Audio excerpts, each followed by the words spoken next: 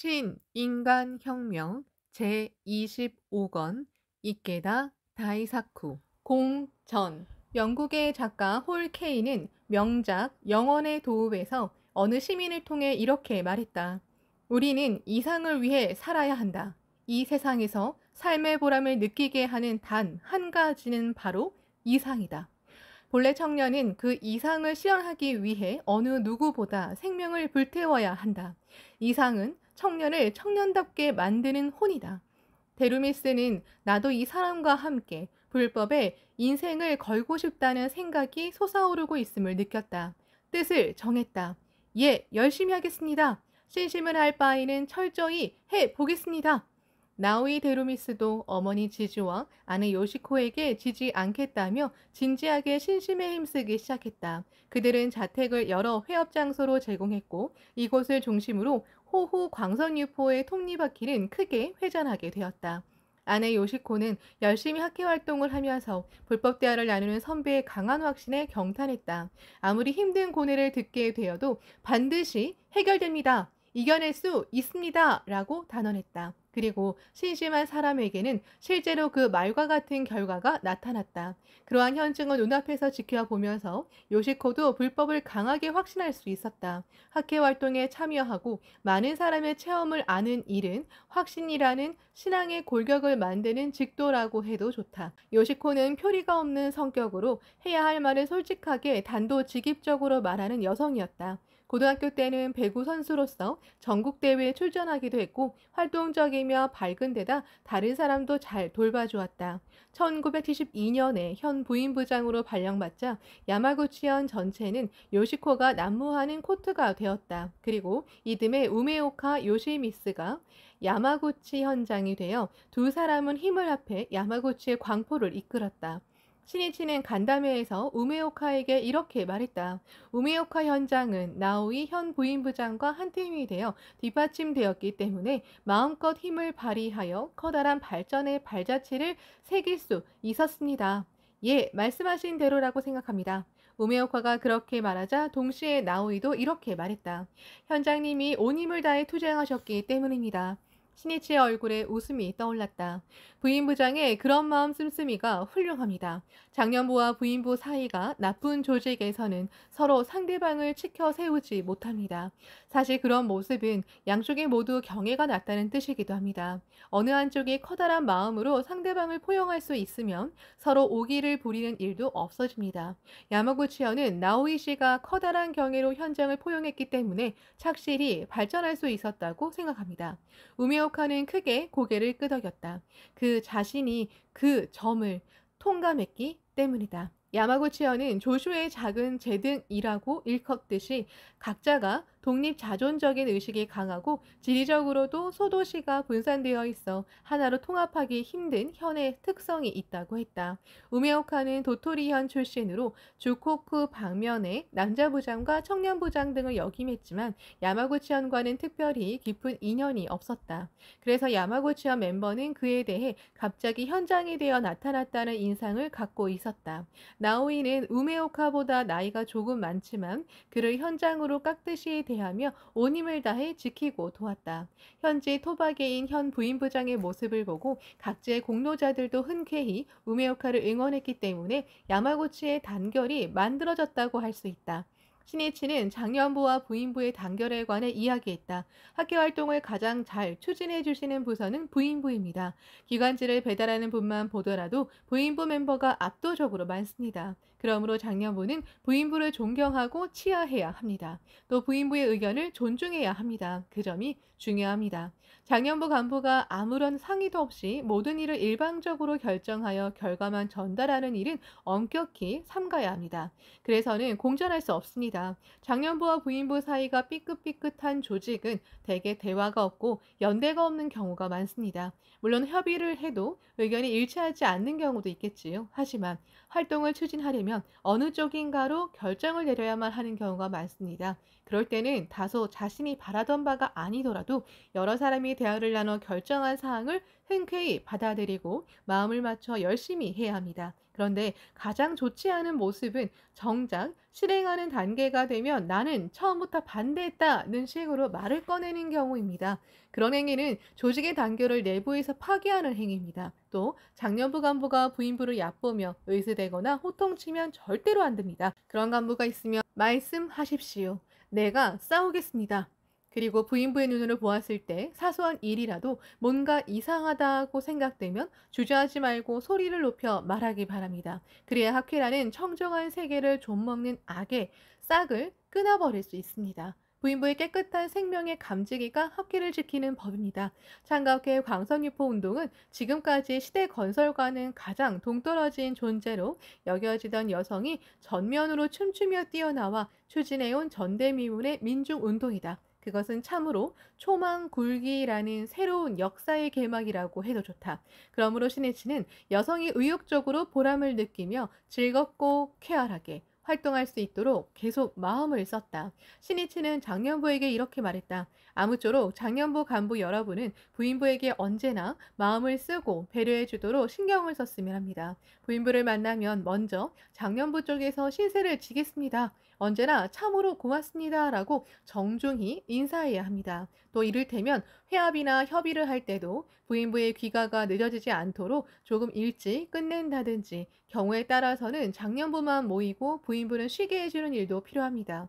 장년부와 부인부가 회합을 개최한 뒤에도 청소는 장년부가 할 테니 부인부는 어서 들어가십시오 라고 말할 정도의 배려가 있어도 좋지 않겠습니까? 찬성하는 분 모두 손을 들었다. 야마구치의 남성은 모두 기사도 정신이 있다는 사실을 잘 알았습니다. 이로써 야마구치는 새로운 창가학회의 모범이 될 것입니다. 장례는 웃음에 감싸였다. 이어서 신이치는 야마구치 개척지도 때 함께 투쟁한 초창기의 동지에게 이야기했다. 당시 40대, 50대였던 분들이 지금은 60대, 70대가 되어 인생을 총 마무리하는 시대에 들어섰습니다. 그래서 총 마무리가 어떤 삶의 방식을 뜻하는지 조금 말씀드리도록 하겠습니다. 앞에서도 말씀드렸지만 첫째는 보는 감사의 마음으로 목숨이 있는 한 광선육부의 끝까지 살아가며 신앙을 완결하는 일입니다. 역직이 바뀌어도 신심에는 은퇴도 졸업도 없습니다. 떠나지만 떠나지 않는다입니다. 그렇지 않으면 지금까지의 결의도 서원도 사람들에게 호소한 말도 결국은 모두 거짓이 되고 맙니다. 후퇴하는 모습을 보면 많은 후배가 실망하고 낙담합니다. 그리고 그 마음은 불법을 불신하는 인으로도 됩니다.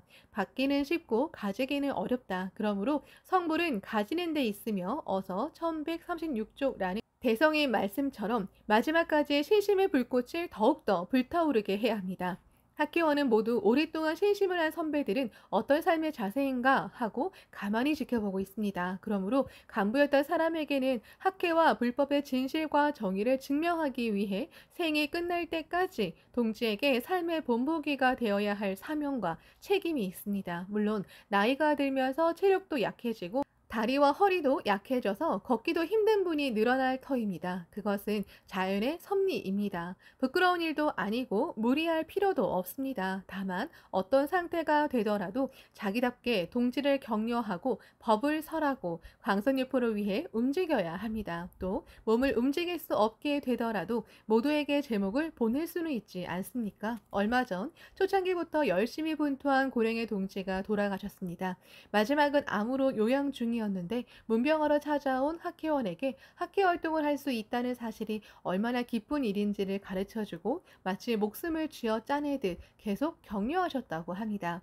이윽고 임종이 가까워지자 의식이 희미해지는 상황에서도 자꾸만 입을 움직이자 가족의 귀를 가까이 대보니 자네도 신심하지 않겠나? 라고 말씀하셨다고 합니다. 꿈속에서도 누군가를 절복하신 것입니다. 그리고 잠시 후에 가늘게 눈을 뜨고 다시 입을 움직였는데 이번에는 제목을 부르셨다고 합니다.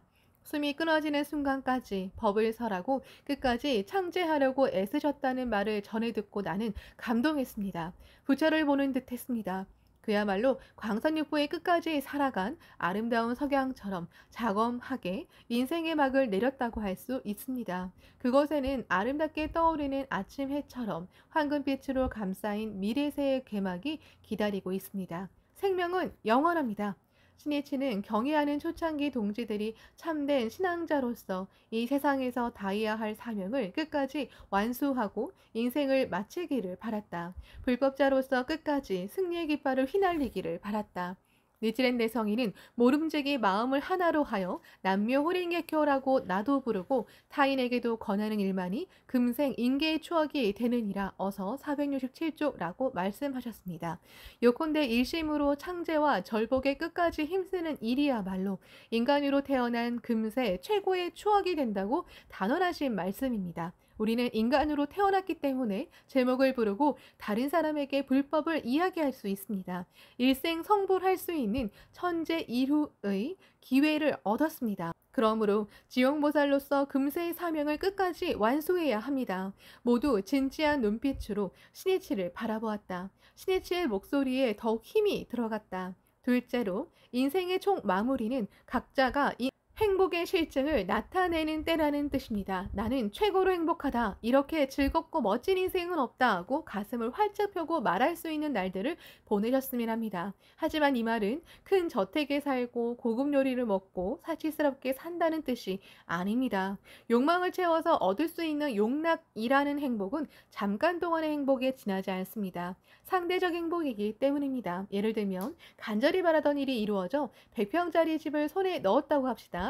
하지만 용락만을 추구한다면 1000평, 2000평짜리 대저택을 보면 갖고 싶다고 생각하게 되겠지요. 그리고 그 대저택을 손에 넣지 못하면 오히려 불만이나 불행을 느끼게 되고 말 것입니다. 신심의 공덕을 실감하기 위해서도 신앙의 한 가지 실증으로서도 곳간의 제보, 몸의 제보는 중요하다. 하지만 재산을 쓰면 없어지고 재해 등으로 하룻밤 사이에 잃게 되는 경우도 있다. 또 체력이 아무리 좋아도 나이가 들면 쇠약해질 수밖에 없다. 참된 행복은 시대의 급격한 변화에도 때의 흐름에도 좌우되지 않는 마음의 제보를 쌓는 곳에 있다. 니치렌 대성이는 이 경에 신심을 하신다면 현당에 소원 만족이 있으리라 어서 1242쪽라고 분명히 말씀하셨다. 참된 소원 만족은 돈이나 재산 등을 추구하는 속에 있는 것이 아니다. 욕망에 휘둘리지 않고 소욕 지족하는 마음 풍부한 경애를 확립해야 도달하게 되는 경지라고 할 수 있다. 요컨대 마음의 제보 속에 있는 법이다. 이탈리아 르네상스의 지성 알베르티가 이런 잠언을 남겼다. 어느 것을 골라도 정신의 재산보다 더 바람직한 재산은 없다. 신이치는 유머를 섞어 이렇게 이야기했다. 사람들 대부분은 나이가 들면 연금을 받으면서 경제적으로는 검소하게 생활할 수밖에 없을지도 모릅니다. 그런데 돈이 남아돌 만큼 많다면 어떤 물건을 사든 기쁨이 반으로 줄어듭니다. 밥을 먹더라도 날마다 고급스러운 스테이크만 먹는다면 금방 질리게 됩니다. 게다가 편식을 하게 되어 몸에도 좋지 않습니다. 또 큰 저택 같은 곳에서 살지 않는다고 해도 좋지 않습니까? 사람이 누울 자리는 다다미 한 장 크기이고 방의 수가 적을수록 청소하기도 편합니다. 옷도 몇백 벌이나 있으면 옷을 고르기도 만만치 않은 일입니다. 적은 편이 좋습니다. 한바탕 웃음이 터졌다. 곳간의 제보, 몸의 제보는 어차피 이 세상에서만 누릴 수 있는 제보입니다. 하지만 마음의 제보는 미래세까지 누릴 수 있는 제보이고 게다가 무한합니다. 마음의 제보는 용락에 대비하여 법락이라고 하는데 부처가 깨달은 법을 구함으로써 얻을 수 있는 즐거움입니다. 결국 신심으로만 얻을 수 있는 행복입니다. 법락은 생명 속에서 샘처럼 솟아나는 행복이고 환경의 변화 등으로는 무너지지 않는 행복입니다. 도다 선생님은 법락을 절대적 행복이라고 말씀하셨습니다. 도다 조세이는 1956년 5월 3일에 열린 춘계 총회에서 이렇게 말했다. 절대적 행복이란 어디에 있어도 삶의 보람을 느끼는 경애입니다. 어느 곳에 있더라도 살아있는 것 자체가 즐거운 그러한 경애가 있습니다. 화나는 일이 있어도 유쾌하게 화가 납니다. 뉴질랜드 성인은 혹독한 추위에 몸을 맡긴 채 먹을거리도 옷도 부족한 가운데 목숨마저 위협받는 유배지 사도에서 문화에게 보낸 편지에 이렇게 쓰셨다. 유배의 몸이지만 희열은 한량 없도다. 어서 1360조. 이것이 부처의 위대한 경애이고 절대적 행복의 발로 일이라. 초대회장 마케구치 스네 사부로 또한 군부 정부의 탄압으로 감옥에 갇혀 쓰면서도 교도관을 절복하고 치조하는 자리에서 가치론을 설했다. 그리고 가족을 격려하고 지도하는 문서를 계속 보냈다. 마키구치가 보낸 엽서에는 검열 과정에서 삭제되었지만 마음먹긴 나름으로 지옥에도 즐거움이 있습니다 라고 있다. 또 아무런 불안도 없다고 씌어 있다. 행복이란 최종적으로는 환경 조건으로 결정되지 않는다. 행복은 어디에 있는가? 바로 자신의 흉중에 있다. 마음의 궁전 속에 있다. 그 궁전의 문을 여는 열쇠가 바로 신심이다. 신해치는 계속 이야기했다. 인생을 총 마무리할 때는 생로병사를 비롯해 무상한 현상을 있는 그대로 응시하고 그 오절을 꿰뚫는 상주불변의 묘법에 따라 오로지 절대적 행복경의 확립을 목표로 해주기 바랍니다. 풍요로운 마음의 제보를 얻은 행복경애는 내면적인 것이지만 그것은 표정에도 말과 행동에도 인격에도 나타납니다. 그 말과 행동에는 감사와 환희와 확신이 넘치는 법입니다. 그리고 배려심이 많으면 자신의 아집을 부리지 않고 모든 사람을 위해 헌신하려는 자애와 마음 씀씀이가 있습니다. 그리고 사람들의 마음을 감싸는 듯한 부드럽고 온화하고 명랑한 미소가 있습니다. 또 아무리 나이가 들어도 향상과 전진의 숨결이 있고 생명의 약동감이 있습니다. 그러므로 대성인이 나이는 젊어지고 어서 1135쪽라고 말씀하셨듯이 활기를 느끼게 합니다. 한편 푸념, 트집, 불평, 불만, 질투, 원망만 가득한 사람도 있습니다. 그 사람은 자신의 불행을 확연히 드러낼 뿐 아니라 점점 더 자신의 불행을 증폭시킵니다. 진실한 행복인 절대적 행복 경애를 확립할 수 있느냐 없느냐는 무엇으로 결정되는가? 경제력이나 사회적 지위로 결정되지 않는다. 학계 조직의 역직으로 결정되지도 않는다. 오직 착실하게 거듭 신심에 힘씀으로써 생명을 배양하고 인간혁명을 이루었느냐에 달렸다. 프랑스의 사상가 루소가 단언했다. 참된 행복의 근원은 우리 자신 안에 있다. 신해치는 인생의 총 마무리에 관해 계속 이야기했다. 셋째로 가정에서도 학회, 조직에서도 광선유포의 훌륭한 후계자, 후배를 육성하여 남겨야 합니다. 가정에서 만약 자녀가 신심을 제대로 계승하지 않았다면 손자, 손녀에게 나아가서는 증손자와 증손녀에게 신심을 전해야 합니다. 자녀가 없으면 조카라도 괜찮지 않습니까? 가족의 미래를 위해 묘법의 불을 꺼뜨리지 말고 끝까지 전해주십시오. 그리고 학계 안에서도 미래부 멤버들을 자기 자식처럼 귀여워하고 신심을 제대로 계승시켜주기 바랍니다. 또 조직의 후배를 육성하고 지키고 응원하여 소중히 육성하도록 부탁드립니다. 학계의 미래를 반석같이 구축하려면 봉추가 잇따라 둥지를 떠나 하늘을 날듯이 각 조직에서 젊은 리더가 육성되어야 합니다. 그러기 위해 부인부의 경우에는 자녀 양육이나 인간관계의 괴로움 등 젊은 부인부의 여러 가지 고민을 잘 듣고 의논해 주기 바랍니다. 모두가 자신의 괴로움을 이겨내는 희망을 가져야 힘을 발휘할 수 있기 때문입니다. 특히 입회한 지 얼마 지나지 않은 멤버에게는 절복이나 교학을 비롯한 신심의 기본부터 하나하나 세심하게 알려주기 바랍니다. 기본을 제대로 몸에 익혀야 인재로서 크게 성장할 수 있기 때문입니다. 충분히 공을 들이고 진심을 쏟아부은 만큼 인재는 육성된다. 그리고 사람을 육성하는 일보다 더한 삶의 보람은 없다. 신해치는 미래를 응시하듯 즐거운 표정으로 이야기했다. 앞으로는 초창기에 끝까지 투쟁하신 여러분보다 10살, 20살이나 젊은 사람들이 현장을 비롯한 간부에 등용될 것입니다. 나아가 30살, 40살이나 어린 사람이 각 조직의 중심자가 되는 시대가 옵니다. 그러한 흐름이 영법 구조의 흐름입니다. 젊다는 것은 여러 가지 가능성을 지니고 있는 동시에 당연히 미숙한 면이 있습니다. 선배 여러분이 그런 점을 들추어 힘이 없다든지 나는 그 나이 때에는 훨씬 더 열심히 했다는 식으로 말하면 안 됩니다. 또 나와 상의하지 않았다든지 들은 적이 없다는 식으로 토라져서 신통을 부리면 안 됩니다. 비판하기 위해서가 아닌 응원하기 위해서 여러분이 있습니다. 선배가 훌륭했는지 어떤지는 후배의 모습에서 나타난다. 그러므로 선배가 후배의 미숙함을 한탄한다면 그것은 자신의 무력함과 무책임함을 한탄하는 일이나 마찬가지이다. 신이치는 조금 엄한 어조로 덧붙여 이야기했다. 선배는 국화를 키우는 사람이고 후배는 국화입니다. 그러므로 조직의 중심자가 된 후배가 힘을 발휘하지 못한다면 그 까닭은 선배 간부가 나쁘기 때문입니다. 선배가 후배를 육성하지도 않았을 뿐더러 온 힘을 다해 응원하지도 않았기 때문입니다. 아무쪼록 여러분은 후배 리더는 내가 끝까지 지킨다는 결의로 일어서기 바랍니다.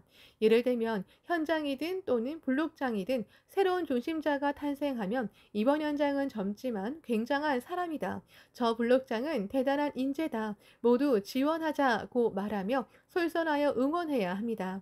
그리고 그 중심자에게 어떤 일이든 도울 테니 사양하지 말고 상의해 주십시오라고 말해 보십시오.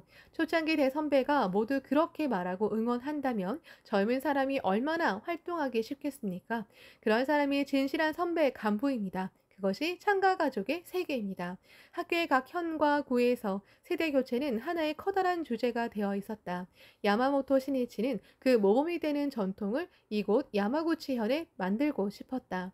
신이치는 이어서 이렇게 말했다. 초창기부터 분투해오신 여러분 대부분은 선배들에게 엄한 질타와 격려를 받은 경험이 있을 터입니다. 하지만 인재 육성과 교육 방식은 시대와 함께 달라지고 있습니다. 자신이 받은 훈련을 후배에게 그대로 적용하면 안 됩니다. 앞으로는 상찬하고 격려하는 시대입니다. 다종다양한 모든 노력을 적확히 평가하고 칭찬하고 찬탄해야 합니다. 그래야 용기가 되고 의욕을 생기게 합니다. 상찬하고 격려하는 경우에도 하나하나의 사항을 구체적으로 찬탄하는 일이 중요합니다. 또 상찬해야 할 때를 놓치지 말아야 합니다. 어쨌든 여러분은 인재 육성의 달인이 되기 바랍니다. 민중 시인 휘트먼이 이렇게 말했다. 몸소 위대한 사람을 육성한다. 그리고 위대한 사람을 육성할 수 있는 사람을 육성한다. 모든 일은 육성에서 시작된다. 창각회의 미래 영겁에 이르는 흐름도 인재 육성에서 시작된다. 야마구치 문화회관에서 간담회를 마친 신이치는 동행한 아내 미네코를 비롯해 현지 간부와 함께 차를 타고 야마구치 시내를 시찰했다. 황혼이 깃들 무렵에 가로수길을 나아가자 야마구치현 체육관과 시민회관이 나오고 나가야마 성터가 있는 가메야마 공원이 나왔다. 함께 탄 현지 간부가 이렇게 말했다. 가메야마 공원의 옛 성터 주변에 사비에르를 기념하여 세운 성당이 있습니다. 사비에르는 프란시스코 사비에르를 말합니다. 프란시스코 사비에르 말인가? 나는 도덕사님이 제2대 회장에 취임하신 직후에 그의 서간집을 열심히 읽은 추억이 있다. 언어도 문화도 습관도 다른 일본에서 사비에르가 어떻게 포교를 했는지에 관심이 있었기 때문이네. 머지않아 학회도 세계 광포의 시대라는 막을 열어야 한다. 그때 무엇이 중요한지를 생각해 놓아야 한다고 생각했기 때문이지. 1506년에 현재 스페인에서 태어난 프란시스코 사비에르는 파리대학교 성 바르바라 대학에서 공부했다. 그는 28살 때 이그나티우스 로욜라를 비롯한 동료들과 함께 몽마르트르에 있는 성당에서 신에게 생애를 바치겠다고 서원했다. 그리고 사비에르는 로욜라를 비롯한 동료들과 예수회라는 수도회를 설립했다. 교황의 정식 허가를 받은 예수회는 포르투갈 왕의 요청으로 사비에르를 포함한 선교사들을 인도로 파견했다. 바다를 건너 그의 선교 활동이 시작되었다. 말레이 반도의 몰라카에서 사비에르는 훗날 일본인 신도가 되는 안지로라는 사람을 만나면서 일본 선교의 중요성을 통감한다. 그리고 일본으로 출발하여 1549년에 사스마 반도에 상륙한 그는 여기서 일본어를 열심히 공부했다. 사비에르는 사스마에서 타락한 승려의 생활을 보고 놀라움을 금치 못했다. 그의 편지에는 이렇게 쓰여 있다. 승려보다 세간의 사람이 더 올바르게 생활하고 있다. 그런데도 여전히 승려를 존경하다니 정말 놀랍다. 사비에르는 부패한 승려를 보고 형해화된 불교의 기만과 몰락을 틀림없이 알아차렸으리라. 종교는 삶의 자세의 토대가 된다. 그러므로 사람의 행동에 가르침의 진가가 나타나는 법이다. 사비에르는 사스마에서 슈고 다이묘의 시마즈 다카이사를 만나 선교 활동을 해도 좋다는 허가를 받는다. 하지만 승려의 심한 반대에 부딪혀 결국 선교의 길이 막히게 된다. 그는 히라도에 가서 선교 활동을 해도 좋다는 허가를 받았다. 그리고 일본의 국왕인 천황을 만나 선교 활동을 허가받으려고 교토로 향했다. 그 도중에 야마구치에 머물렀다. 1550년 11월의 일이다. 야마구치에서는 허가를 받지 않은 상태에서 선교 활동을 하기 시작했다. 하루에 2차례 길거리에 서서 가르침을 설했다. 열심히 이야기를 듣고 신앙을 하자고 뜻을 정한 사람도 있었다. 하지만 비웃음을 받고 매리당하는 때도 많았다. 사비에르의 소문이 퍼지자 슈고 다이묘인 오우치 요시타카가 사비에르 일행을 불렀다. 그는 자랑스럽게 신의 가르침을 이야기했지만 오우치의 반응은 결코 호의적이라고는 할 수 없었다. 사비에르는 야마구치에서 한 달 정도 머무른 뒤에 교토로 출발했다. 때는 그야말로 전국시대였다. 사비에르 일행의 여론은 도적에게 습격을 당하기도 하고 매서운 겨울 추위에 시달리는 가혹한 길이었다. 게다가 겨우 당도한 교토는 전란으로 쑥대밭이 된 상태였다. 일행은 진상품을 히라도에 놓고 오기로 하여 천황과의 만남을 실현하지 못한 채 서둘러 돌아갈 수밖에 없었다. 사비에르는 야마구치에서 선교할 일을 고려하여 일단 히라도로 돌아갔다. 일본에서는 지위가 높은 사람을 만나 대화를 나누려면 격식 있는 옷차림과 위의를 갖추는 일이 중요하다고 통감한 그는 의복과 진상품을 가지러 갔다. 사비에르는 슈고 다이묘인 오우치 요시타카를 다시 만났다. 이번에는 인도 고아주의 주교와 인도 총독에게 받은 친서를 가지고 총독의 사절로서 만났다. 시계와 총, 안경을 비롯해 진상품도 준비했다. 오우치는 뜻밖의 감격해하고 그 답례로 금과 은을 주려고 했다. 하지만 사비에르는 답례품을 정중히 거절하고 선교 활동을 허가해 달라고만 요청했다. 오우치는 흔쾌히 승낙했다. 또 그들의 활동 거점이 되는 교당도 마련해 주었다. 야마구치 이곳저곳에 문서가 붙었다. 그 문서에는 신의 가르침을 설해도 좋다고 허가받았으며 신자가 되는 일도 자유라고 쓰여 있었다. 사비르가 머무는 교당에 승려나 무사를 비롯해 많은 사람이 찾아와 설교를 듣고 나아가 오랜 시간 토론을 거듭했다. 사비에르는 언어도 사고 방식도 전혀 다른 일본에서 선교를 하느라 고심하며 분투했다. 일본인에게 신의 가르침을 알기 쉽게 전하기 위해 일본의 신도에게 도움을 받아 직접 일본어 설명서도 만들었다. 일찍이 그는 인도네시아 테르나 태섬에서 선교할 때 포르투갈어 설명서를 현지의 언어로 번역하여 한 구절씩 끊어서 노래로 부르게 한 적도 있었다. 어린이도 어른도 이 노래를 흥얼거리고 심지어 다른 종교를 믿는 사람까지 노래를 부르게 되었다. 가르침을 알기 쉽게 설하고 민중 속으로 깊이 뿌리내려야 종교는 유포된다. 사비에르는 일본에서 포교하면서 창조주라는 신의 개념을 어떻게 전하면 좋을지 고민했다. 기독교가 설하는 데우스를 일본인 신도가 진원종의 대일열애이라고 번역했기 때문에 사비에르도 데우스를 대일열애라고 말했다. 하지만 데우스와 대일열애는 뜻이 완전히 다르다는 사실을 알고 난 뒤에는 대일이라고 번역하지 않게 되었다.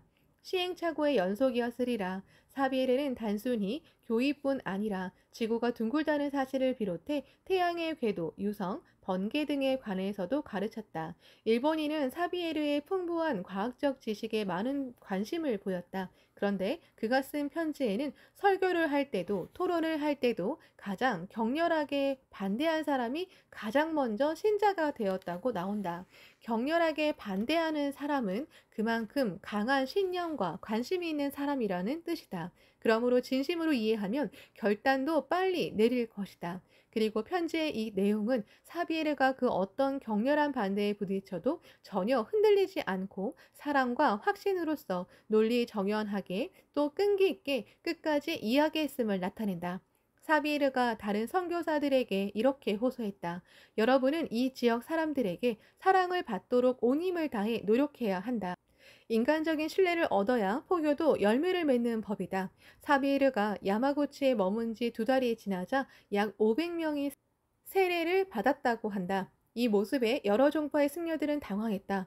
단도가 많이 개종하여 자신들의 생활 기반이 위태로워질까 두려웠기 때문이다.